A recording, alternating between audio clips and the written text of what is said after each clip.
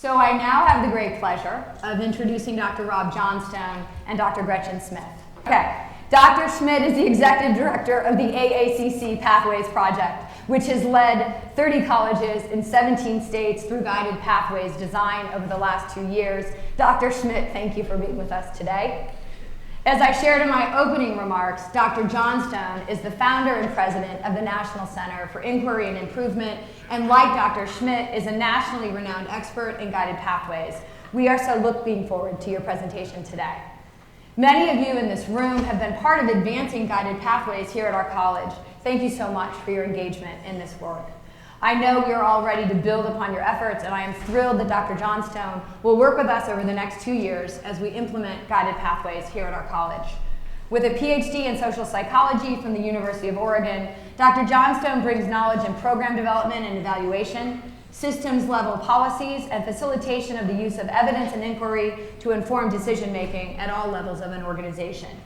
Today, Dr. Johnstone will address the core principles of guided pathways: clear, easy-to-follow pathways for students from entry to completion, advising that covers students' entire educational experience, and student financial equity and stability reforms. With guided pathways, I am confident we can provide a clear road to success for all of our students. Please join me in welcoming Dr. Rob Johnstone.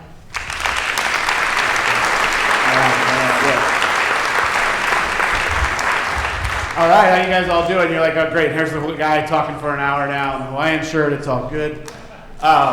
This is, by the way, I've done a lot of opening day sessions, so this is my 16th year in higher education after being in industry, the first 8 of which were at California Community Colleges, where I was a dean, director, and vice president of instruction. The last 8 years I've been on the road with Dr. Schmidt and folks like Davis Jenkins, who I know Julia knows very well, as well as Kate McClenny, in a lot of rooms like this on opening days. I was in 93 cities last year. I traveled 250,000 air miles all in the US. It's because I love this work so much, and I fundamentally believe that we have an amazingly unique opportunity in front of us to take the great work that Dr. Hughes talked about, that you guys have already been doing, and evolve it to another level of clarity for our students so that so many more of them can reach their goals. And we're going to talk for the next hour. It's interesting, you want to look at this as a conversation only about guided pathways, but I'm actually going to talk for a while first about what gets us to this point. We're going to talk a little bit about a story of hope. I'm going to talk about Georgia State University, and while Georgia State University is a 4-year regional school, we'll talk about why this story is so important to us. We're going to talk a little bit about economic mobility. You heard from Dr. Hughes that one of the things that we have picked 2 big pillars of the work of my organization, the National Center for Inquiry and Improvement, in addition to being a key part of the National Guided Pathways movement that Gretchen has certainly helped inculcate through the National Pathways Project. We also have focused on financial stability of our students. You will hear it as part of the story that I come from a very low income background, and so I understand what it's like to have absolutely no money to go to college, as so many of our students do. And we're going to talk about that and how that intersects with the Guided Pathways movement as well today. And then we're going to talk a little bit, I'm going to turn to Dr. Schmidt and let Gretchen then introduce what the work is on the national project, as well as one kind of fun example of a college. I'll preview the slide. One of our 30 colleges in the national project who has a slide that says what we thought we knew and what we actually learned when we did this work. And it's actually kind of an instructive slide to us on the Guided Pathways work, and then Dr. Schmidt will describe a little bit about that Guided Pathways movement. But let's actually start with some friends. Anyone from Georgia? From the Atlanta area? Way up top, of course it is. From Georgia, from Atlanta? Near Athens. So you know Georgia State University, right? Downtown Atlanta. I come from California, by the way, originally, although I live half in Connecticut now, next door. California and Rhode Island are at opposite ends of the size scale, and opposite ends of the public higher education scale. California has 13 kind of UC schools that are at the top edge of the educational spectrum, 23 California State University regional campuses, and then 115 community colleges, which is kind of insane. We're going to work with that system. You guys are at the other end of the spectrum with 2 regional, public 4-year institutions and 1 community college. I'm looking to see if I got that right. I think I have that right. That's pretty good. I know where I am today, so that's a good start. But in most states, what you have, in most states in between our 2 states, you have a public flagship institution, right? Call it the University of Georgia, and then, in Ohio, it's Ohio State, it's the University of Michigan. There's one institution who's the most selective in a state. They tend to take the top 3 to 5% of high school graduates, and by the way, they have the highest, not surprisingly, then have the highest graduation rate, right? If you look at Michigan and Ann Arbor, it's going to be around 91%, University of Virginia, 90%. So there's a very select institution who has a very high completion rate. Then there's, in many states, and I often get myself in trouble in some states, by the way, I said there's a second flagship institution. And by the way, everyone who works at that institution in the state then groans when I name it. If I'm in Michigan, I say, the Michigan State in East Lansing, and everyone who went there gets mad at me. But they are slightly less selective, right? So they take the top 10%. Their graduation rate hovers in the 60s and 70s in most states. But then there's a series of regional four-year schools. I'm an old sports guy. We used to call these the directional schools in the sports world. You heard about these schools during the NCAA tournament in the first round, right? I didn't know Middle Tennessee State was a school. I guess that is a school. Now they're getting beaten by Georgetown, right? So these schools, by the way, great schools, not as selective. They tend to have graduation rates down in the 50s and 40s, and in some cases the 30s, right? And so Georgia State in the state of Georgia is one of these regional four-year schools. And when they looked at their graduation rate back in the early 2000s when they started this work, they had a six-year graduation rate of 31%, which is by nowhere near the lowest in the country, by the way. The California State University system, which is generally argued to be one of the top state university systems in the country, the CSU system 6 years ago had a 49% completion rate overall. There's this assumption, by the way, that all four-year schools have great completion rates and all two-year schools don't. Well, you guys know very well, there's a wide range of four-year schools, and there's also some two-year schools, by the way, with very strong completion and transfer rates. So you may know that I work on the Aspen Prize, where we've looked at a lot of these schools who have 60, 70, 80% completion rates. But Georgia State had a 31% completion rate in 2000. Why is this important? I think the most important part of the Georgia State story may be what happened next. And by the way, this happened with a new president and a new provost. Doesn't have to work that way. But they looked at this graduation rate and said, this is not okay.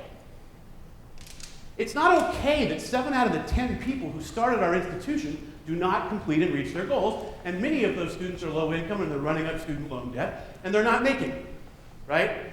That's not okay. And that could be the most important part of this entire story. Look, I used to work in industry as a strategic consultant.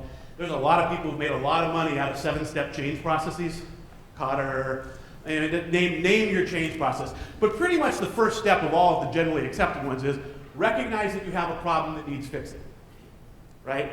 And so what they did here at Georgia State is they said it's not okay that 7 out of 10 students don't complete it. By the way, at community colleges nationally, if you add up the number of students who complete at the college with a certificate or a degree, plus those who transfer, our rough average nationally is around 35% succeed who started at community college. So we sit kind of near this number, right? About 2/3 of our students who start with us don't reach their goals, right? And the question you have to ask yourself is that okay? Well, if it is okay, then you kind of just go doing the things you've always been doing, right? I can hear from Dr. Hughes and all that you guys have been working on, you're already working to try to improve it, right? Where we hope to accelerate that and take it to the next level and help you guys do that. But what they did at Georgia State, once they saw that they had this 31% completion rate, and by the way, I come from the world of statistics and data and IR as well as social psychology, they started looking at data, right? Okay, where does this 31% come from? How does this happen? Well, they looked at the kind of most common metric we all look at, what's one I personally hate as a metric in higher education, which is fall-to-fall retention. Why do I hate this variable? Because no matter what your retention rate is, it tends to look over a 10-year period much like this.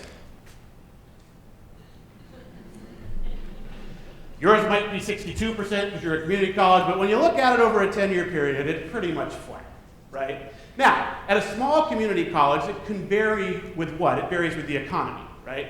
Get a bad economy, our numbers go up for a little while, the economy improves, as Dr. Hughes mentioned, and you probably had a drop in your fall-to-fall retention in 2012 and 13, as well as in your enrollment that we're talking about trying to get at. We're going to come back to this Dr. Hughes and I did not talk about this ahead of time. But the way that you're talking about gaining your enrollment back is a really important tenet of the Guided Pathways movement, which is that if you keep the students you have and get more of them to their goals, your enrollment goes back up. You may have fewer, by the way, it's far more efficient, using my industry hat for a second, to do it that way as well. But their retention rate stayed the same over it. So this is not a very helpful variable, right, in terms of understanding what's going on at a college. It's interesting. Although, it does point out one thing occurs to you when you look at this. Wait a minute, they have 8 out of the 10 students at this college are retained after their first year, but only 3 of 10 are graduating. So there's one myth of higher education that seems to be shot by this data. Just get people through the first year and it's all good. Well, apparently not, because 5 out of the 10 who started at that college got through the first year, but still didn't complete, right? If you're getting really out in left field and maybe later in the day in your happy hour, you could argue this is the worst possible outcome, because they're staying longer, not completing, and if they're low income, running up more debt, right? I mean, that's particularly pessimistic. We won't go that far. This obviously means we have to ask different and maybe better questions. So they asked a number of questions, good culture of inquiry, number of research questions, and the one that they landed on, that there was their epiphany moment, and this is, by the way, before there was a guided pathways movement by 5-6 years. They looked at the data that asked the question, I wonder how not only how many students are retained fall to fall, but have sophomore status. What an interesting question. That means they're 1/4 of the way to a 4-year degree. They're perfectly on path. What is that number, you might ask, at a Georgia State? Well, in fall of 2000, when they started looking at this, you can't really read it, it's 22%. So 8 out of the 10 students are there after a year, but only 2 out of 10 are on path. So why would that be, by the way? And by the way, before you think too much, well, that's a really big problem at Georgia State. Certainly not a problem at my college. The average, what do you think the average is for a 2-year college who are perfectly on path halfway to a 2-year degree or transferring after 1 year? It's about 15%. It's lower than this, right? So why is that? What are the reasons, by the way, that students wouldn't be perfectly on path after a year? Yes? Not knowing which courses. Wow, you go right to the one I love the most first, which is, what do you do? What do you do at the college? I'm a student. I hope that was the answer. That was perfect. We set this up ahead of time. Okay, you get your $20 later, and we'll get that. That's awesome. But so if those of you who didn't hear it, they don't know what courses to take to remain perfectly on path, right? By the way, couldn't be one of the stronger hallmarks of the guided pathways movement is knowing what courses are on path to get you to where you want to go, right? To do that, you got to know where you're going, so we have to kind of work on that earlier. That was awesome. What are some other ones? Yeah? They know what to take, but the course is not, sections aren't available. These guys are advanced here at CCRI. You guys are good at this because, by the way, you guys have clearly been doing some work. Yeah, couldn't even, I mean, you guys talked about the master schedule. You know, if you guys don't think, if you thought, you know, normally I have to say this to the college, if you think it's easy to schedule a full load of courses that count towards the various requirements of the college, try it sometime. You guys have clearly worked on this because it is actually that hard to get the courses. Oh, cool, they want me to take these 3 courses. Hey, they're all offered at the same time. That's cool. Or the sections that were offered at different times filled first because the schedule was never done until you guys worked on it recently. We know how the schedule worked for 50 years. I worked at a college. I was a dean. I was a provost, dean of social sciences. Said, hey, what was the schedule last fall? Everyone good with where you're teaching? Oh, you want to teach at 10? Okay, you teach at 10. Mary will teach at 11. Perfect. We switched that. None of it was ever designed to how do students put schedules together to actually take the courses they need. So those are 2 great ones. You went to the PhD ones first. What are some simpler ones that why this happens? Financial. Say more about financial. The outside costs of attending. What's the net result of that, though? I agree with you. What does that result in? Part-time. Yeah, part-time course taking, right? So that's not as big of a problem at Georgia State as it would be at a community college. So it's a big problem at community college. Now, part-time course taking is really interesting. I'm going to do this rant in 90 seconds. That's my goal. So when we say part-time, not that she was doing this, we say we have all these part-time students.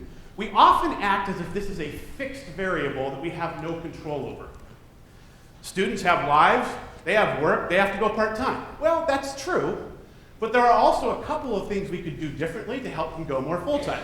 One is the hallmark of the whole student financial stability movement, which says not only is financial aid important, but other things like work-study, transportation, nutrition, tying students to public benefits so they get the things they need to come to. All of this stuff matters to create financial stability for students to come more full-time. Could not agree more with that movement. We helped write some of the documentation that supports that movement. But the other one's more fun to me to tell the story, which is, I mentioned I was in 93 cities last year doing this work, so I spent a lot of time on the road. And sitting in hotel rooms is boring, so I end up, I'm a sports guy. I end up in whatever sports bar or as you might be able to tell, brew pub, just call it this, that is local in town. I love being in the Northeast because we got a lot of those. So I'm sitting in the brew pub and I'm watching the game and I've got my computer, I'm working. And because I'm often there for a couple hours doing this, the server, waiters, bartender will come over to me and say, hey, what are you doing? What do you do? And I've gotten this story down to, well, I travel the country, I work with community colleges and state systems to help them improve their outcomes, improve their graduation rates so more students reach their goals. And I cannot tell you how many times what happens next is what happens to you sometimes when you go in your community and tell people you work with community college, is the said person, to use Gretchen says, hey, I go to CCRI, or my sister goes to CCRI, or my son goes to CCRI. We hear that all the time. Okay, so this is me now. I say, okay, cool, you go to CCRI, what are you doing? What's your goal at the college? So now we get an interesting segmentation, because there's 3 answers to this question, all of which I love and for different reasons. One are the group of students who know exactly what they're doing. Hey, I'm in my 3rd semester of this surgical technology program, I'm going to be done in 2 more semesters, and I'm already starting to think about jobs. Or I'm in the welding program, and I know exactly what I'm doing, and I've already started working on the side as a part-time welder as I work to become a full-time welder. This, by the way, or I'm going to transfer to the University of New Hampshire in psychology, and I've already worked to know exactly when that's going to happen, and I know my path. So this, of course, is the smallest group. But it's a very important group. There are a group of students who know this, that you run into. The second group is a group that says, I want to transfer.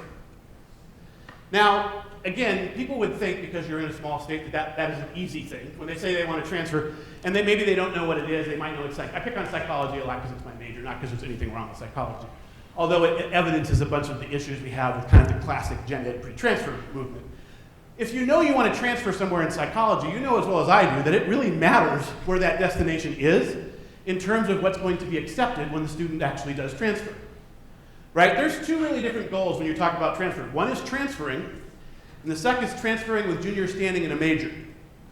Those are 2 entirely different outcomes, right? Because one of them says, oh, they got through here, great, now they're at URI, or they got through here, great, they're at Central Connecticut State. But if they're repeating a year to become a junior there, they've got a big problem. That problem, by the way, is somewhat invisible to us sometimes because we see everyone who transfers as a success because they're gone from here. And we only hear back when things have gone particularly poorly and students are really pissed off and say, hey, wait a minute, why didn't you help me figure out that I'm going to have to take all these courses over again, right? So that second group, that group needs a bunch of guidance because transferring is a good goal, but where you're transferring it and what really matters. The third group's the one is my favorite group. And this is the answer I'm sure you've heard if you've asked this question. I'm just taking some classes. So what are you taking classes in? What are you trying to do? I'm just taking some classes. So what's the problem with this answer, right? They don't know where they're going. They don't know why they're taking classes. They probably don't know what classes to take. And the big problem here in my mind as a social psychologist and a closet behavioral economist is that they have no idea what the value proposition of your college is. They don't know why they're here, right? What's the value proposition? I don't know. I'm just taking some classes. Makes it really easy to drop in, drop out, leave, come, only take 2 classes because you're not sure what you're getting anyway. And by the way, the value proposition doesn't only have to be economic and workforce development. I'm taking welding to get a welding job. It could be I want to transfer with junior standing in a major to get the bachelor's degree and move on there too. But they need a value proposition in their heads, and many of them do not have that. Which, by the way, makes it very easy to break up with us, right? Using the dating analogy. And when they do break up with us, they very often tell us when we ask them, don't worry about it, it wasn't you, it was me. Which you know from dating means it absolutely was you. Right? There's a 100% chance that it was you, and they just don't want to tell you. Right? So this is a big deal. The whole net of all of this is part-time student status, and the sobering data on part-time students. Whatever our rates of success are for full-time students transferring or reaching their degrees, the rates for part-time students are atrocious. So letting students go part-time out of some idea that this is helping them, or encouraging them to go part-time, our success rates for most colleges in this country for part-time students overall reaching any of those goals is between 10 and 15%. So now we're at 80 or 85% of students who go part-time aren't reaching their goals. So this is not a small deal. We need to help more students go full-time. We need to help them understand why they should go full-time. We need to help them understand what they're getting out of us to do that. Having said all that, it's still a big factor, and it absolutely is related to economics. Okay, so part-time. One or 2 more. Why else would this happen? I heard someone say it earlier. Remedial courses, Dev Ed courses, right? Not a single person at your college came here to major in Dev Ed. Right? Is that your line, Dr. Schmidt? I think that is your line. Now that she's here with me, I have to give her credit. No one came here to major in Dev Ed, right? And by the way, very few of them came here to major in math or English. Does that mean math and English aren't important? Of course it doesn't mean math and English aren't important, but is it important to the student in service of something else they want to do? And what we've seen historically, and Dr. Hughes said this very well, that we call it the Dev Ed dead end, right? That so many students go in and never come out, and this is stopping a lot of our students moving forward. We don't think Dev Ed is the only problem to be solved at a community college. I think we kind of worked under that assumption for about 10 years. We've moved past that. But it is a big deal, right? And I think to the students, it's part of the I'm only just taking some classes mentality goes with I'm just taking some classes and I have to hate these math and English classes I take and they don't know why they're taking them. Again, it's easy to drop out. So all of these reasons result in this rate being low. So over time, what Georgia State did, and we did not call it the Guided Pathways movement, then what did they do? They worked on significant reform to Dev Ed, as you guys have started at scale, to make sure more students got through math and English earlier. They reworked everything into programs of study so students knew exactly what to take in what order. They monitored progress along those pathways better than probably anyone in the country. They also worked on student financial stability, things like making sure that they had emergency financial assistance. A lot of this stuff they worked on over a 10-year period. And here's what happened to this variable. You can't read the numbers, but it goes from 22% to 67% over a 10-year period. They tripled the number of students who are perfectly on path after a year. And by the way, note that the overall retention rate roughly stayed the same. Two quick backstories here. Their average SAT score at the college did not go up. They didn't find better students. It actually went down 10 or 15 points. So they did it with the same students they already had. They got no new money from the state. And in fact, it wasn't a college promise model, but their Hope Scholarship, which offered that way in Georgia, there's a small change in that. I think Julie may know what's happening here. They actually changed it, so you used to have to keep a 3.0 GPA to keep your Hope Scholarship. Not a bad rule. Then they changed, some legislator got a hold of this and said, we're spending a little too much money on this. We're going to make sure that not only do they need a 3-point overall, they need a 3-point within every semester, or they lose the Hope Scholarship. So if, by the way, you had a 3.8 and you had a hard semester, got 2 C's, a D, and an A, which brought you down to a 3.7, you lost your Hope Scholarship, right? Insanity. So this did not happen at a time that was easy for the college or their students. So this is cool, right, that you can get so many students on path. But the question that really matters is what happened to their completion rate. And if you remember one slide from today, I would suggest that it's the next slide, which is what happened to their completion rate from 10 years ago, 13 years ago to today. So we're now looking at graduation rates at Georgia State University by ethnicity, right? Where before, we're going to talk equity for a second, before we had what we used to call the achievement gap. White students achieved at a higher rate than African American students and achieved at a higher rate than Hispanic students, right? So we called that the achievement gap. Now what that usually meant was we thought something was wrong with the students that needed to be fixed, right? It's the students' achievement that's the problem. We would blame the students either explicitly or implicitly. We would blame their families for not focusing enough on education. We had all kinds of reasons for the achievement gap. Gloria Ladson-Billings, who's an equity author and writer, talked about this about 10 years ago. Maybe we should reframe the term achievement gap as the educational debt that the system has accrued so that the outcomes turn out this way. Because in that way, we can take some ownership over the fact that we control this more than the students do. Interestingly, I hope she sees the slide, because what this slide suggests is that whole achievement gap term was backwards. It actually was in our control, because what did they do at Georgia State? They took a world that had the so-called achievement gap and moved to a world where African American and Hispanic students actually graduate from Georgia State at higher rates than white students. And everyone got better. That didn't happen by dropping the white rate to 16%. It went from 32 to 50. African American students went from 26 to 58. Latino students went from 22 to 58. At a time, by the way, when the college went from being 60% white to 50% white. So we like thinly veiled code we throw out sometimes. We can't do it with this challenging student population, or students these days, which, by the way, is thinly veiled code in most cases for black, brown, and poor students, right? So apparently that's not the case, because they did it with more black, brown, and poor students than they had when they started. Apparently the students weren't the problem.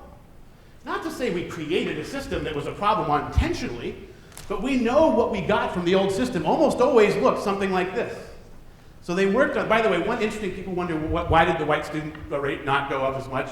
I just found this out about 2 weeks ago.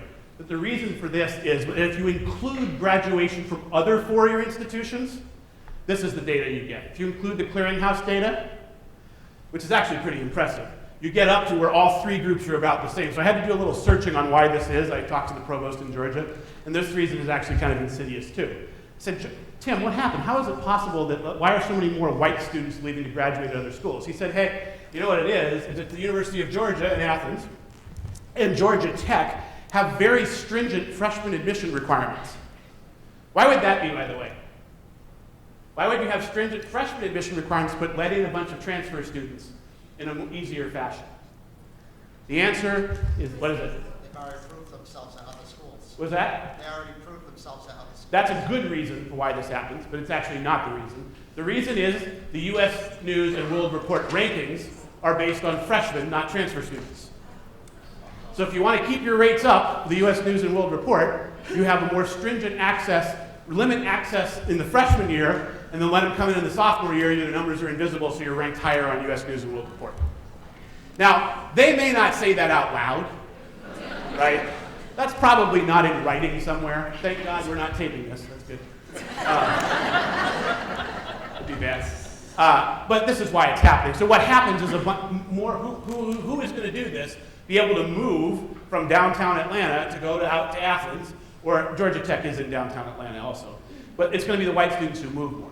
So it's interesting. What's happened here is they've created an institution whose upward mobility for the poor, which in Atlanta, as in most cities in this country, tend to be more black and brown, is at this institution. So they've leveled the playing field at the institution. Now, you could argue there's a systemic problem in Georgia that needs to be addressed. We could talk about that. Point being, though, these are pretty good outcomes. What I want you to look at when you think about these outcomes, the point of this entire exercise is that this is possible. It is possible to go from a world where you have the red bar. Hey, look at that. That's not the laser. That is. You go from a world where you have the outcomes that look more like the red to where the blue bar is. And where the blue bar is, and this is easy to look at this, by the way, as a slide or data or a cool graph. But these are student lives. The students are smiling. They know what this means. These are student lives you're talking about. If you were a student who started at Georgia State in 2003, one of their 4,000 new students, about 1,200 of you would have completed and graduated. Now, in 2016, it's 2,300. About every 4,000 students complete. So these are student lives. These are 1,100 students a year who have gained their goal of completing college because of what the college did. Now, I'm a social psychologist.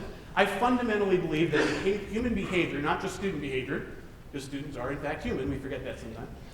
Human behavior changes and results to new conditions and new situations. So did student behavior change at Georgia State when they did this? Of course it did. But it changed in reaction to the conditions and structures that the college took ownership and changed, rather than trying to make the student the thing that needed to be changed. That's the key lesson of this story, is that we have more control over conditions and structures, and those will result in better outcomes if we stick with this. The other part of the story, by the way, is it took 10 years. This does not happen overnight. Lots of initiatives can happen in 1 year, but this type of change at scale and works for all of your incoming students takes time. You're not going to get it right the first time. They didn't get it perfect the first time. They learned from versions 1.0 and 2.0 and 3.0 of Guided Pathways Reform and Financial Stability Reform, and they made it better over time, and they connected it. This takes time. That's a big piece of the story, too. But when you think back on this part of the presentation, think back on how many student lives at CCRI would be affected if your completion rate was, say, 20 points higher. How many new students a year? Did you say How many new students a year? More than 4,000. More than 4,000. So even if it was just 4,000, that's 800 students a year whose lives would be affected for the positive were you to reach, not even fully where they've gotten, but a 20% increase in those outcomes. That's why you do this work. When it gets hard, when it gets controversial, you have to remember you're not doing this work because you signed on to do it with NCII, or because Davis Jenkins wrote a book, or because people give keynotes on it. You do it because you have a fundamental belief that there is a better life and a set of outcomes for the students that you all care about. And you could hear that through the comments that Dr. Hughes made, and we heard it when we were here in the spring. So, quickly, I want to move through this because I want to have time for this fun game show thing I do, and also for Dr. Schmidt. I want to spend about 10 minutes just talking about the mission of economic mobility that we serve in our communities, right? So it may, by the way, very well be true that higher education is about more than economic mobility, right? We believe in an educated citizenry. We believe that liberal arts education outcomes matter. But I want you to ask yourself this question. What percentage of your students attend your college solely for the love of learning? You want to throw out a number here? You want to, what this percentage might be? 1, okay. By the way, I did this, by the way, the median answer across the country is somewhere between 2 and 5% are here solely for the love of learning, right? The funny thing about that is we're working at the institution because we love learning. We are the 2 to 5%, right? And so we do tend to act as if everyone is like us. Of course they should love it as much as I do. This stuff is cool, right? And that's part of what working in higher education is, but we have to remember that for most of our students, they are here, they're here because they are eventually seeing this as a bridge to a career and a family-sustaining way. Now that doesn't mean, by the way, it has to be in a direct entry into the workforce. I think we have all these false distinctions. One of them is we have these CTE programs over here, we have these transfer programs over here, right? Well, we found when we did the Aspen Prize research, there's a lot of places with really strong rate of cohort-based CTE programs that have higher transfer rates than the gen ed students do. And by the way, every single one of those gen ed students wants a job at some point.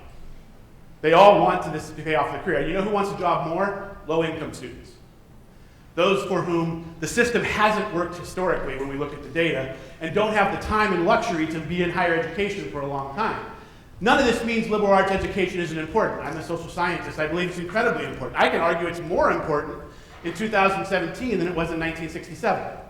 Why? Because students are going to change careers and jobs 4 to 7 times, and when they do that, they're not going to take as many of the discipline-specific things with them as they are the general liberal arts outcomes. Creativity, computation, critical thinking, right? Communication, the things we all focus on, are the things that will travel with them. None of this means liberal arts isn't important. But it does mean, by the way, that we have to think more and earlier about where our education is leading our students. Even if, by the way, transfer is a perfectly good outcome because it's getting students one step closer.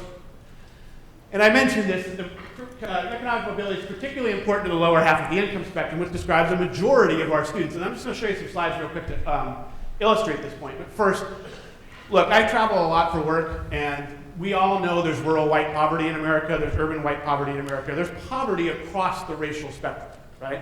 But before you think these are two separate issues, right? Racial issues and socioeconomic issues, I want you to ask yourself this question. Is there a zip code in this country where on average, African American and Latino citizens make more money than white citizens? And to my knowledge, there is not.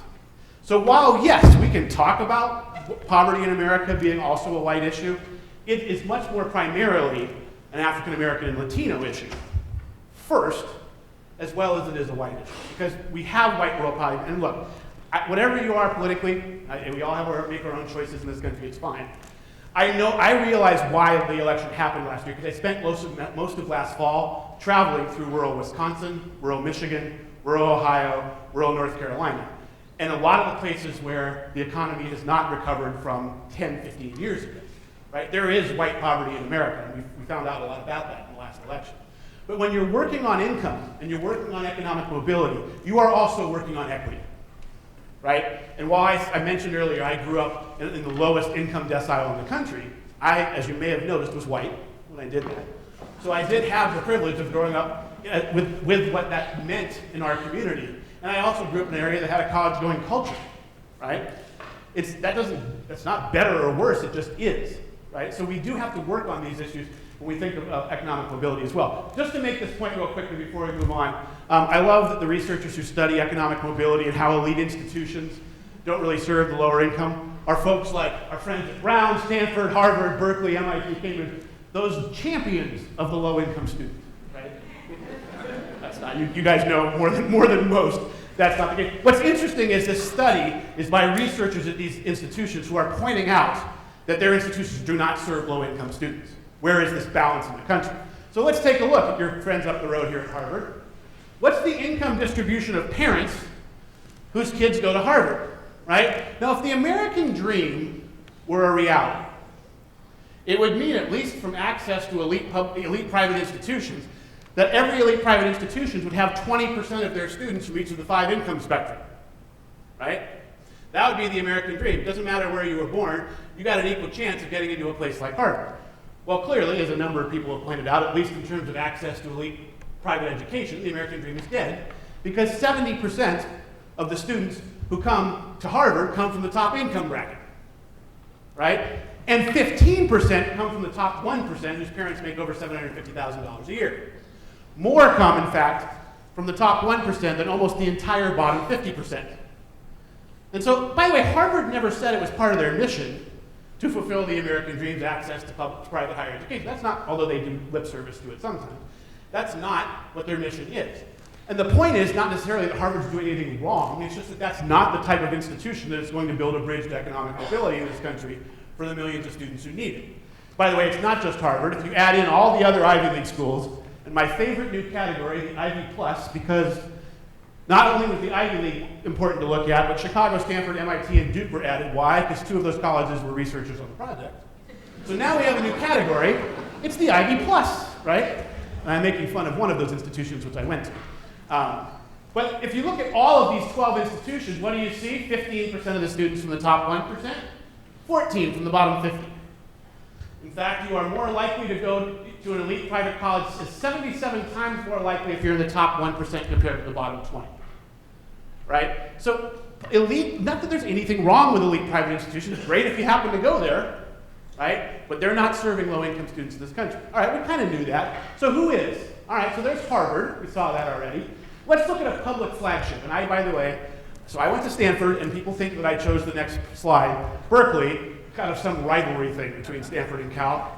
The West Coast has no sports rivalries, right? We're not like the Northeast and the East Coast where you have really good sports rivalries, like the Yankees, the Red Sox.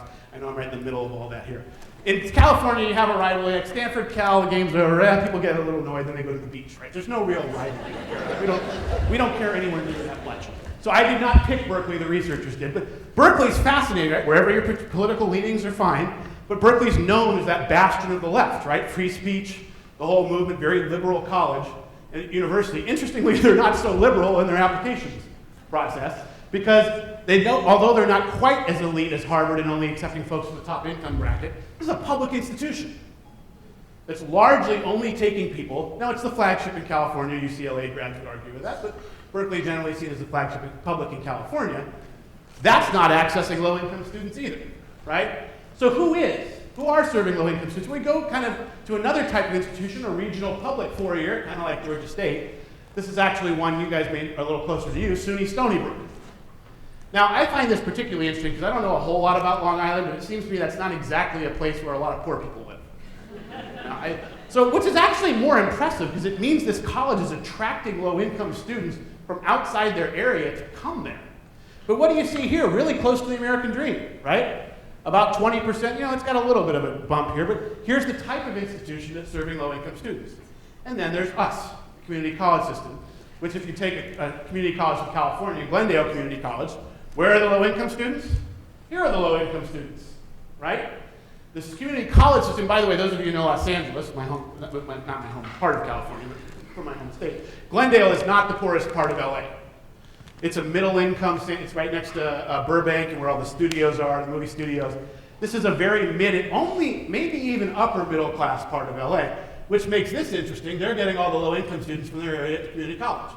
So we probably knew this, right, that we serve low income students most, but this makes it pretty stark when you look at the overall educational system, who has to be that bridge. And this system wasn't designed for this purpose. We didn't design community colleges to be a bridge to economic mobility, but we are. Right? And if we have this dual mission of kind of liberal arts outcomes, and by the way, I strongly believe that a strong set of liberal arts outcomes and achieving those for our students is part of an economic mobility story. It may be part of an educated citizenry story too, but it's also part of an economic mobility story. That this mission we have may be even more important and more clear. Okay, so where does that get us? It gets me to break things up, because I've been talking for a little while without a whole lot of interactivity, to a little bit of fun we're going to have. You may not think it's fun yet, but you will. Anyone knows the music? What's the music? That's right, it's time for a couple rounds of Family Feud. Someone got that really quickly over here. A couple rounds of Family Feud for you. All right, cool. Here we go. We're going to play a couple rounds of Family Feud here. The first question, and where are my advisors / counselors in the room? I know we call this different things across the country. They're all working. Cool, they're like, by the way, I should have known that. That was bad. All right, so I was going to tell them you guys aren't the only ones who can answer these questions anyway. It turns out they can't answer this question. But the question we're going to ask for the first round of the prize here, and we're going to show the question is, what do new community college students ask advisors? Okay, go. What are the questions new community college students ask advisors? Yes? Thank you very much. What courses should I take? There we go. We're off on a good foot. All right, what else, sir? How do I pay for this? How do I pay for this? How much will it cost? Right? Great. What else?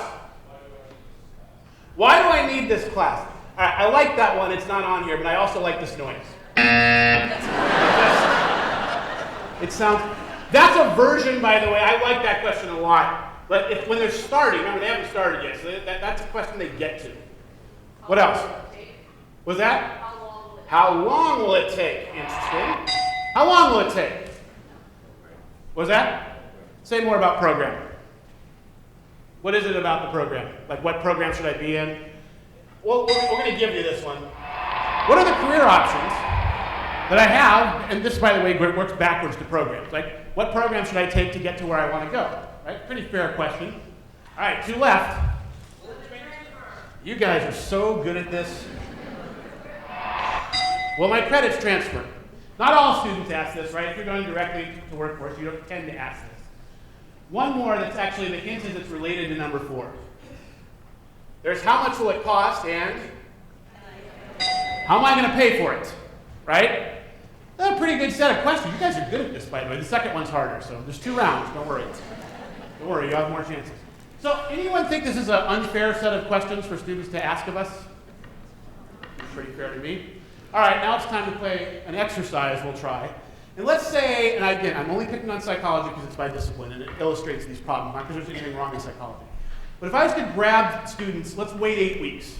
So it's 8 weeks into their semester, it's late October. It's late October, we're going to take 10 students out of a Psych 1 class who've been at the college for exactly 3 semesters. So they started fall 16, continuously enrolled. It's now the 8th week of their 3rd semester. We're going to buy them lunch, pizza, do a little focus group. We ask them a bunch of questions. We talk to them about how things are going. We learn a lot. But we also ask them, show them this list and say, hey, how many of you feel like you have really good answers to these questions right now? How many of those 10 students we pulled from a Psych 1 class in their 3rd semester do you think would say, yeah, I feel like I have really good answers to these questions right now? 2, 3, right? By the way, that's exactly where we find this to be at most colleges, is 2 or 3 of them know the answers to these questions. Right? If you ask them at day 1, by the way, it's not much better because we fire hose those. Right? We know a lot about how we process information as humans, and one of the ways we don't do very well is if we give you everything you need to know over the next 3 years at once, and like say, make sure you remember this, but if this happens, we want you to go see Fred. And if this happens, Norma's the person you need to talk to. And by the way, you don't want that to happen, because that's not good. Right? We're not good at this, right? We're not good at telling us if in 18 months if this happens. So, but we tend to act as if we can give students all this information up front and not do much later. It's historically how we did it. But if only 2 or 3 out of our 10 students know this, I would submit to you we have a pretty big problem. Here's some evidence to how big the problem is. Is there a type of educational institution you can think of who has really good answers to these questions here, and that type of institution is stealing your students left and right? Who would that be? For-profits. For-profit institutions, right?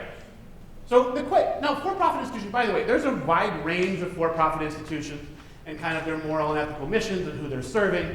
I do think one should point out that the outcomes of most for-profit institutions are the same or worse than the outcomes in public higher education, and it costs as much as 10 times more, which leads me to suggest a new marketing slogan to you, and I don't think Dr. Hughes will probably use this, but we can always go with my favorite, fail with us, it's cheaper. I mean, No, not going to happen. Dr. Hughes says no. That's already been stricken from the tape. I mean, it's kind of like, I knew that might not work too well. But by the way, I believe there are a lot of really good people who work at for-profit institutions who want good outcomes for their students, faculty. This is not like we could do the moral, ethical for-profit thing. That's actually not what I want to do here. What I want to do is say, why are these for-profit institutions so attractive to your students? Why are they so attractive to your students? Because they market the answer. First of all, people like to say marketing. Yeah, they do great marketing and advertising, but what do they market and advertise? It's the answers to the first 5 of these questions. Now, they don't talk about the 6th one a whole lot, because that's where they have a really big problem, is a lot of their credits don't transfer, so they don't mention that one so much. But the first 5, everything starts with a career. You can't go to the University of Phoenix and just take courses. You have to take the courses they tell you to take in what order. So they take care of number 2. They do a lot on number 4 and 5. It's their business model to focus on number 5, right? So they do a lot on number 4 and 5, and number 3 is a big deal because they tell you it will be quick. You can do this fast, that is a true statement. You can do this online program as fast as you want. Now the reality of that is, like in their marketing, which is I love, they do the ads, and it's always some woman who's starting her online educational program at 11:30 at night in her pajamas, and they've conveniently left out the first 16 hours of her day. You know, she got up at 6 a.m., got the kids ready for school, the kids went to school, she worked for 8 hours, she came home, dinner. She may have a spouse, he or she's probably useless. Like she's doing all these things for 16 hours, right? And now at 11 o'clock, here's when I can start my online full-time education, and we wonder why it doesn't work, right? So that, I think, explains why their outcomes aren't very good. They make it look easy. You guys teach online, know it's not easier for students. Requires a lot more discipline. But I think the point is that these things are clearly very important to your students because they're flocking to for-profits in droves. By the way, who flocks there disproportionately more in droves? Low-income students and students of color. So the very students who need us to be better and provide that quality education and help them reach their goals at a lower cost are the ones flocking to a place where they are paying 10 times as much and reaching those goals at a same or lower rate. Right? We have it in our power to work on this problem. Right? It is the hallmark of what we're trying to get to here with the Guided Pathways movement. So, all right, that's round 1 of the prize. Round 2 is, then I'm going to turn it over to Dr. Schmidt. Why are blank so successful? And who, you might ask, are blank?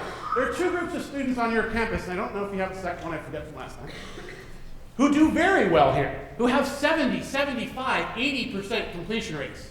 The first group are cohort-based CTE students, classically called CTE, although I would argue that we're all CTE students in a way. They're classic ones. If you're in the Surge Tech program, you're in the welding program. I don't like nursing as an example because although it has really high success rates, I see the nurses right there. They're like, hey, damn it, what's wrong with us? I saw that immediately. It's because of the selectivity. It's because of the selectivity. You guys get diminished because of the selectivity. Like people want to downgrade whatever happens in nursing. Oh, you're just taking all the good students. And obviously, nursing programs do a lot of very good things from a backward design standpoint that we should learn from. I have found it to be a bad example because I can never get past they're just taking all the 3.9 students, right? Which there is some truth to, right? Which is fine. But all of our cohort-based, including nursing, our cohort-based CTE students, who runs a cohort-based CTE program in the room?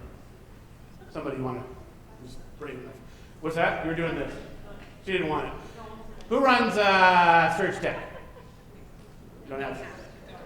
So no one runs Surge Tech. All right. Well, point being, if we were to ask these programs what was the percentage of success in your cohort the last time it entered, you're going to get an answer that's 70, 75, 80, up to 95% in places like nursing, sometimes 100%. Right? We have really strong success rates in these cohort-based CT programs. Okay, cool. But there's a second group, and I don't know if you guys have this group, who is also very high performance in terms of transfer rates and almost exclusively pre-transfer students. They're almost exclusively 18 to 21 years old. They're almost exclusively starting in the gen ed spectrum. Anyone know who this group is? Community colleges? Yes, sir. Athletics. You run athletics? The reason I didn't say that is because the answer is because he's got this going on. I used to like old wide shoulders, like, looks like a first baseman from a Division I school who would never let me play because I was short. All right, cool. We got this here. I don't have any issues with this, clearly. So what was the transfer rate of, like, say, your soccer team or your volleyball team last time? 60% and up, right? So that's interesting. So what's the average transfer rate of an entering gen ed student who comes here? 25%. So the question is, why are athletes and cohort-based CTE students so successful? So we're going to come back to it for the second round. There's your question. But by the way, we're talking about community college athletes. We're not getting into the Division I men's football, men's basketball story, although I'm sure he knows close to the answer to this. You know what the average graduation rate for NCAA athletes is? 80%. What the average rate is for all entering students to Division I schools is 60%. So while we have a lot of very visual examples of programs that have low completion rates and graduation rates in four-year schools, overall the four-year graduation rate is higher for athletes than it is for the average entering student. So why is this all the case? All right, let's ask that question. Why is this all the case? What are the reasons that athletes and cohort-based CTE students are so successful? All right, what's that right here? Full time. Yeah. So that's an interesting one. I probably should add that, but I'm going to do this. I do love that one, though. I think that's right. You work in compliance. All right, hold on. I'm going to come back to you. Hold on. We're going to use discipline and accountability. And the accountability is the piece you're talking about, because you have a certain number of units you need to play. You have to keep a certain GPA. On the cohort-based CTE side, you got a lot of discipline and accountability, too, from two things. One, you got to go do this job after you're done. And there's either a licensure exam or some sort of requirement, or you just have to do the job, and you have to have the accountability that you're not going to keep the job if you don't meet the goals of the program, right? So discipline and accountability are both big. What else? Team approach. I love this one. We're going to go with peer support. You get that one. If you're the starting quarterback on the football team, 98 of the other 99 guys want you to succeed. The other guy's the backup quarterback. So you got a lot of people helping you, right? You also have this with cohort-based CTE programs, right? You got a lot of people together. I'm going to give you one in the interest of time because no one gets it. It's kind of a joke, but it's not really. And that is uniforms. I wrote this up here as a joke the first time, then I thought about it. This is a sense of identity at the college. It's a way to be engaged. It's a connection with a group. All things that matter that a lot of our just first entry gen ed students don't have. What are some other reasons? Working closely with a program director. I love, this is maybe my favorite one, and that is the chair or the coach. Do you serve this role? For what program? Clinical laboratory technology. So I'll ask you the question, has anyone ever fallen through the cracks academically in your program without you knowing they were in trouble first? Yeah. Never once. Never happens with athletes either. We monitor their progress. The coach, interestingly, the women's volleyball coach and her have a very similar role to their students. That role is someone who holds high standards, but also makes sure they have the support they need to achieve those goals. They are an institutional agent invested in their student success. It's a big deal, and it's something that most of our students do not have. You ready? She's looking at me like I need to. Like he's going over as usual. Thank you. Fine then, we got more here. Motivation. Both groups are highly motivated. What's fascinating is they're motivated by completely different things, right? They're motivated by the desire to play and transfer and maybe get their four-year education, which is more expensive, paid for with scholarships if you're an athlete. And you're motivated by that job at the end if you're in a cohort-based CTE program. To save some time, clear course paths. They know exactly what to take in what order. The athletes know it because every semester they meet with a specific athletic advisor who walks them through, hey, guess what? Here's what you're taking next semester. And no clinical lab tech students ever wondered what they're taking in the third semester. You told them when they got here. They have really clear course paths. By the way, it's harder for the athletes because you don't know where they're transferring till near the end, and then you're trying to scramble to make sure they get as many of those requirements so their units transfer. So that actually is a big challenge, but we work on it for them. What's fourth? Mandatory support. Study hall for athletes. If you're running into problems, if the clinical lab technology students have problems writing, you find support for them. Right? You have a writing center, you make sure they get it. They don't have to find the support finds them. And the last one is also back to kind of the ticking time clock story, right? If you're an athlete, you got 5 years to play 4, right? You can't screw around and have your time to degree at community college be what it is on average in the country, which is 4.5 years. It's not 4.5 years for your athletes. It's closer to 2 or 2.5, right? And look, we got to avoid broad generalizations about athletes, having been a former sort of athlete, sort of being in the past, but doing a lot of sports now. On average, athletes are not quite as prepared as the general population of students who join us. It's not that big of a difference, by the way, and you always have to be careful when you have means that are different. There's more overlap in the distributions than there is difference. But if given that the group of athletes on average is slightly less prepared and their success rates are 3 times higher, it really stands to reason. We might want to look at why that is. What is it we're doing for athletes? What is it she's doing for clinical lab technology students that are getting them to the finish line? And I think this gives you a pretty good clue of what it is. It's a high degree of structure, it's a high degree of support, clear course paths, a clear goal that we're working backwards from. All of which, by the way, and now I'm going to turn it over to Dr. Schmidt here to talk a little bit about kind of the hallmarks of the Guided Pathways movement. These are the hallmarks of the Guided Pathways movement, right? We're going to talk about the 4 pillars of Guided Pathways. They are based in what the successes we've noticed from students who move through higher education well, and also the problems that we've noticed by doing a lot of research on students. And so I'll hand it over to Dr. Schmidt here to kind of talk about a quick overview in the remaining 20 minutes. I got 20 minutes. You've got to be By the way, kidding. just to be clear, when we were talking over here, I promised her 10. So she actually had twice as much time as she was promised. So, y'all, I've been presenting on Guided Pathways Reform for a long time now. I lead the national project. For 3 or 4 years, I presented consistently with Rob Johnstone and Davis Jenkins. And it was literally like a comedy routine. So if y'all haven't seen Davis Jenkins, Julian will know the Davis Jenkins routine is that David Jenkins is just like the most staid, like understated, monotone speaker on the planet. He stands like this with his head down, and he talks in a monotone voice, and he like drops very dry jokes in between, and he's usually 4 sentences away when you kind of get the joke that he said the last time, and then he starts laughing because people start to get it. And then me, who like I have like this frenetic kind of energy thing, and then Rob, and I couldn't get a word in edgewise, and so I started wearing higher and higher heels when I presented so that they weren't taller than me, and then I got to the point where I just started taking the mic out of their hands when I wanted to talk.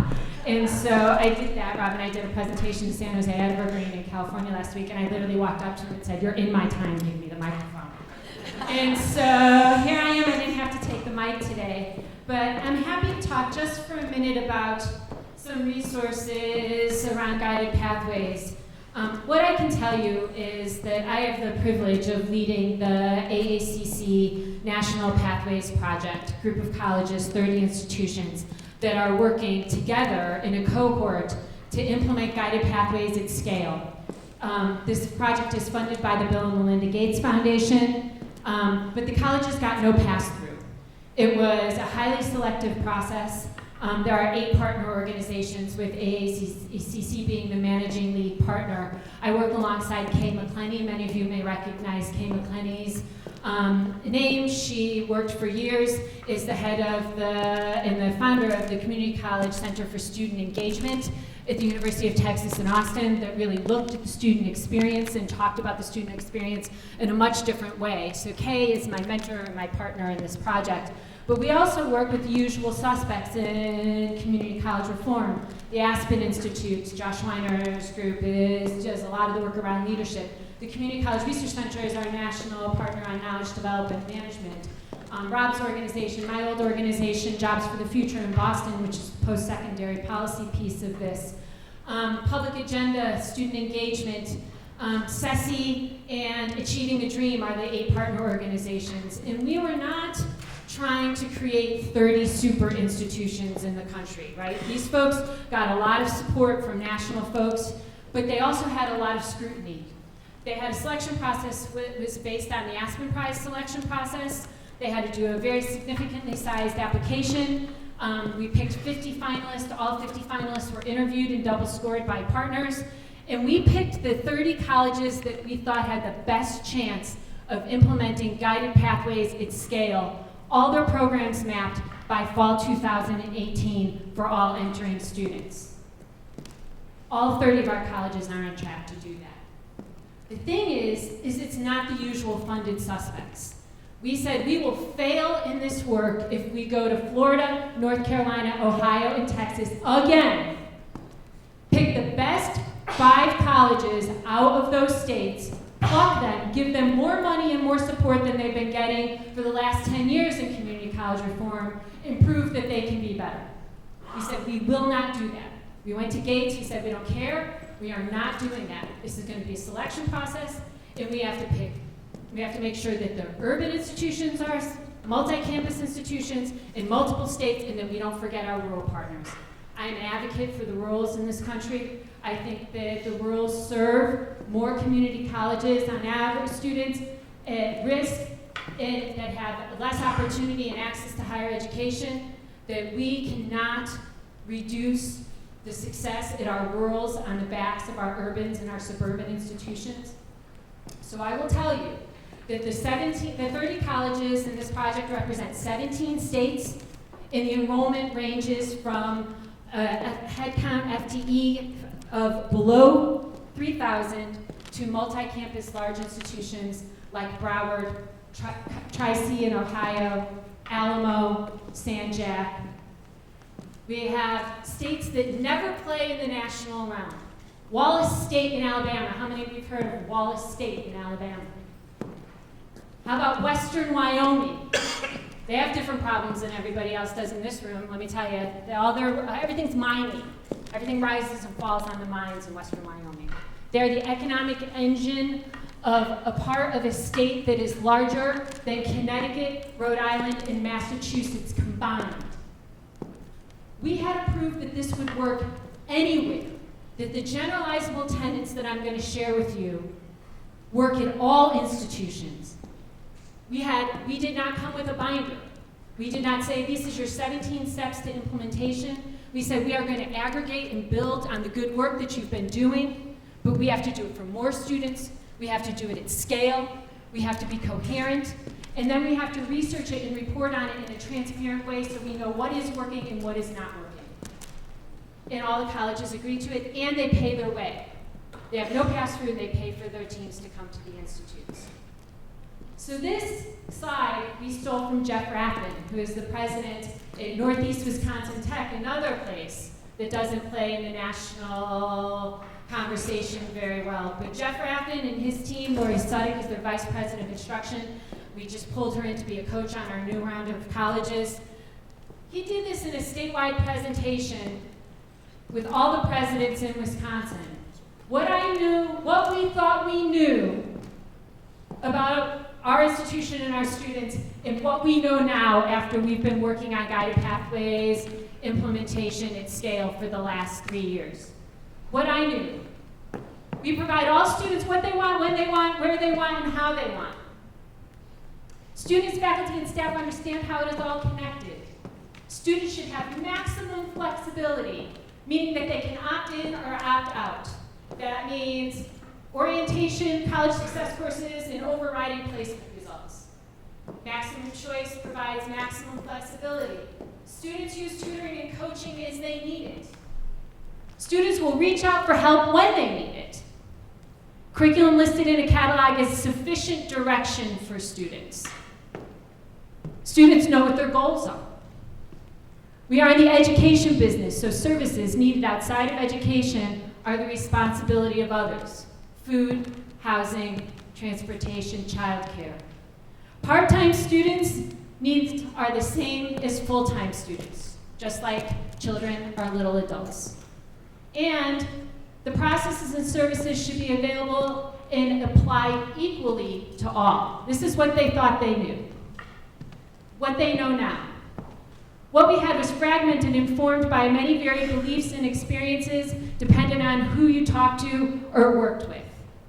I'll give you a great example of this. I worked with Sinclair Community College in Ohio for a number of years on guided pathways implementation as part of completion by design. I did some institutional policy work for them because they thought that their policies and structures were in place that would help support this implementation. And I said, all right, I'm writing down 5 questions. I want you to get 5 students from me. I'm writing down 5 questions. I want you to have these students take all of these questions to your department secretaries and have your department secretaries answer all of these questions because that's who your students are going to. So send them to the department secretaries, have the department secretaries from each department answer all these 5 questions, bring them back, and we're going to have a conversation. And we brought it back, and I sat down with the president's cabinet, and they were like, oh my God. Everybody has a different idea of how your institution works, folks. And everybody's telling the students what their idea about how your institution works is. Default decision is to make no choice. What do you think is obvious is not always obvious to others. Too many seeking help is an admission of failure. This is very much the case we find from focus groups in the work with CCRI for low-income and minority students in particular, who already believe that they are not college-going material. Natural tendency is to accept failure, overestimate ability, or wait too long. Wraparound educational services are a part of the business of education, and equality is not the same thing as equity. So these are the 4 pillars of guided pathways reform. The thing about this slide that I think is most important is it came from the project. We were not funded to create it. This was something that actually the Gates Foundation was going to fund an external consulting group to do, and we said, please don't do that.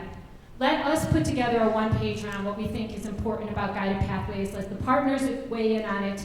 Then actually people might use it instead of having some 25-year-old consultant from some really high-priced consulting firm make something that's prettier than this.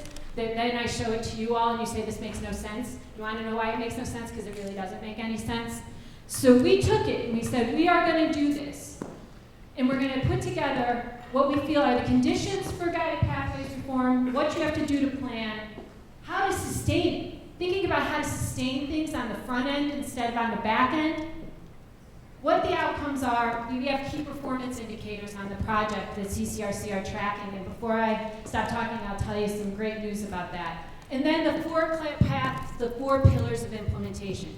Clarifying paths, getting students on the path, keeping students on the path, which is the place that we, community college as a sector, have done a really poor job at unless you are in cohort-based CTE programs or athletes, and then ensuring students are learning, which we added afterwards. Do you know that we didn't have learning when we did completion by design? It was all about the getting students momentum through the institution. And Miami-Dade actually insisted that we put this on because they felt like it was a gap in the original conversations about guided pathways implementation, and we had to talk about what went on in the classroom, but also the role that student services plays in teaching, and to look at ensuring students are learning in a more holistic way.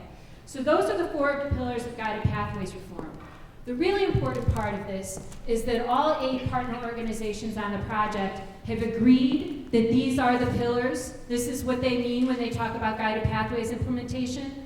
But since then, we've had other partners in the field that aren't even funded to be on this project agree to use this in their work.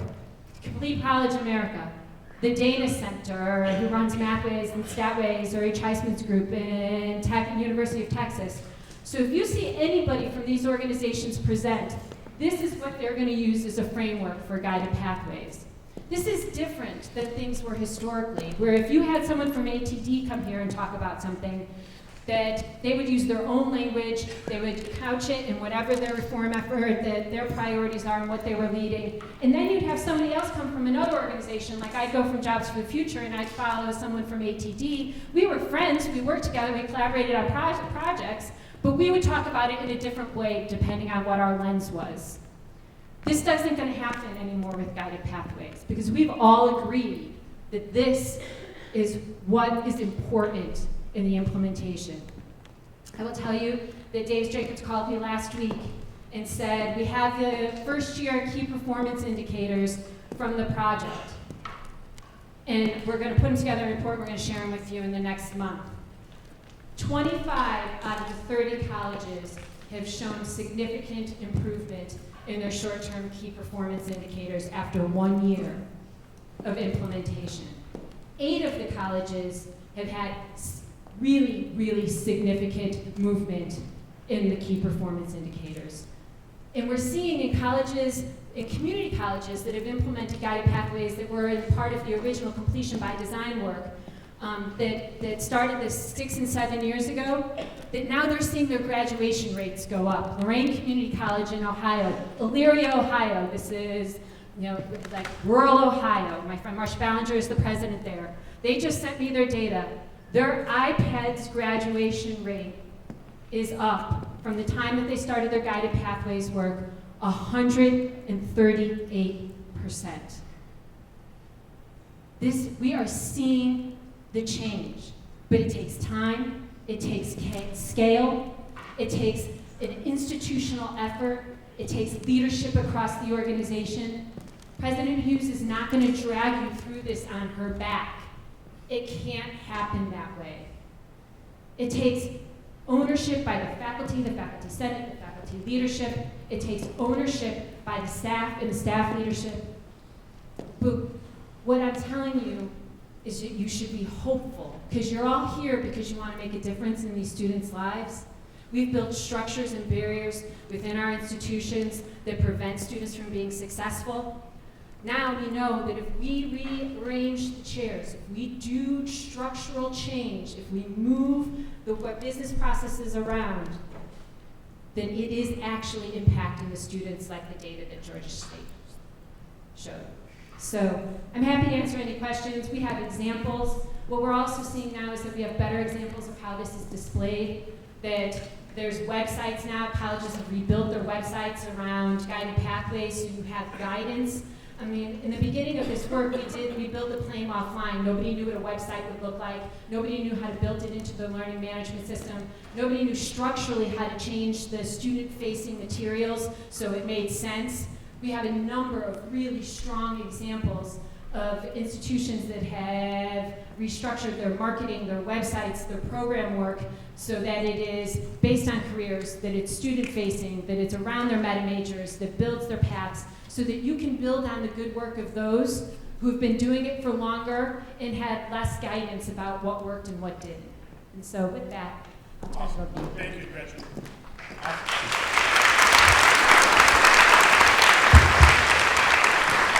You only needed 16 minutes. I don't know why you were asking for more. So we know we want to get you guys out of here at 11. It's an important first day. I want to share with you the last couple minutes just a couple things, and Gretchen kind of previewed this. We firmly believe that economic mobility matters, and it matters most to your first time in college and low-income students. We believe that guided pathways and financial stability can be a strong lever for helping more students complete college and enter the workforce.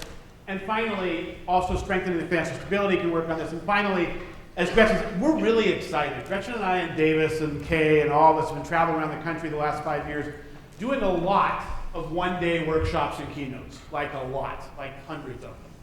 And what's exciting now, and this is something that we're going to talk about next steps for 2 minutes, is that you have signed on to be part of this model I created, because finally people wanted more than just one day. They said, okay, cool, we're in, we want to do this. And there's not a lot of support for that. Gretchen's project works with these 30 colleges who got the wonderful opportunity to be part of the national project. By the way, those 30 colleges go to a series of 6 institutes. There's no professional development or technical assistance back at the college. They have to translate it all back to their home environment. When I created A2I2, I wanted to go the opposite way, which is to work with the colleges directly with their teams on their campus. So this is the second of 6 visits over this 2-year period that I and always some partner who has expertise in the national movement will be here. I will see many of your faces, and Gretchen will, in the next 2 days, where we're going to do some interviews, 45-minute interviews that are based, by the way, although they're not exactly the same, on the Aspen Prize interviews that I've done on all the finalist colleges. I've been, for the 4 years of the Aspen Prize, I've been on 25 of the 40 site visits for the Aspen Prize, and we've based these interviews.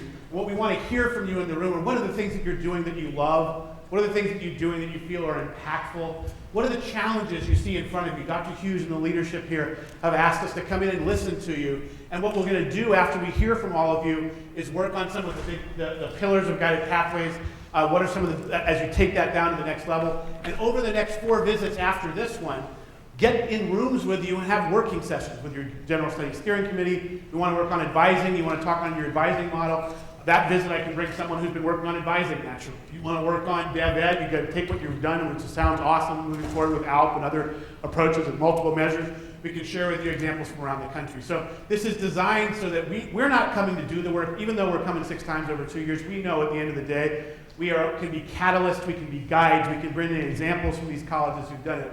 But we're excited about the opportunity to work with you. And at the end of the day, go back to that model from Georgia State and think about what they achieved over a 10-year period, what that would mean to not only CCRI as a college, but to the community in Rhode Island of students who would be served by these new structures and systems and cultures. And we'll hear from many of you more in the interviews, and we look forward to working with you over the next couple of years. So thank you guys so much for your time.